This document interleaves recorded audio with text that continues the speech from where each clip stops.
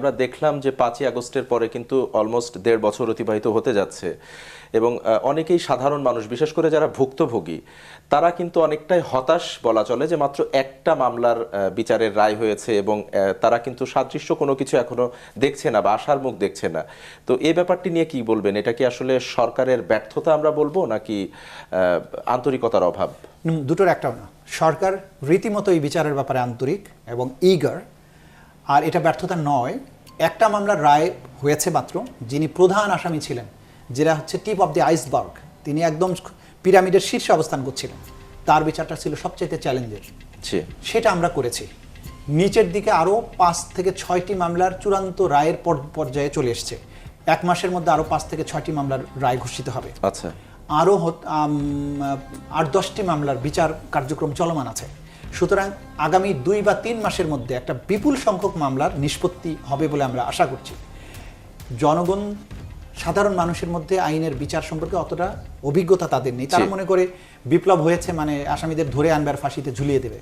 এটা mobile court তো নয় যে আমি মোবাইল কোর্ট ম্যাজিস্ট্রেট সহ দোকানের মধ্যে ঢুকলো, অন্যায় পেলো, ইনস্ট্যান্ট রায় দিয়ে দিল। এটা বিষয়টা তা নয়।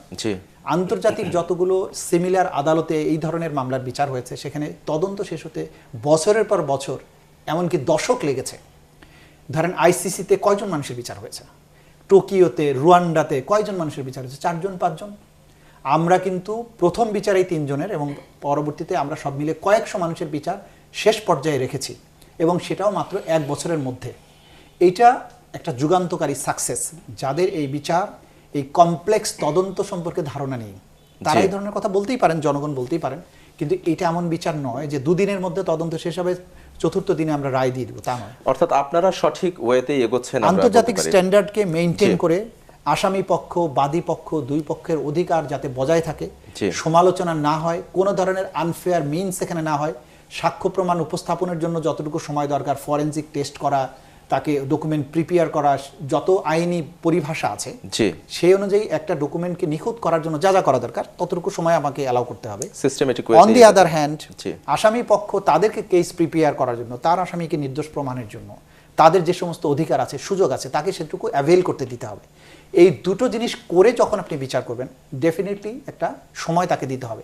কিন্তু পাশাপাশি দেখুন, বাংলাদেশের একটা সাধারণ মার্ডার কেসের বিচার কিন্তু 5 বছর 10 বছর লেগে যায়।